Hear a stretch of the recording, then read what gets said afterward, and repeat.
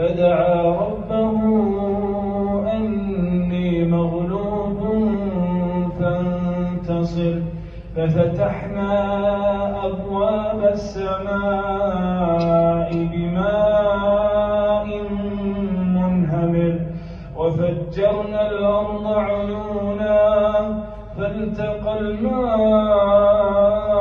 على أمر قد قدر وحملناه على ذات ألواح ودسر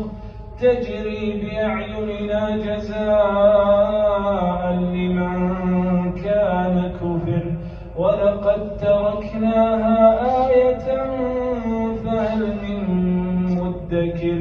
فكيف كان عذابي ونذر ولقد يسرنا القرآن للذكر فهل من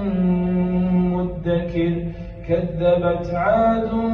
فكيف كان عذابي ونذر إنا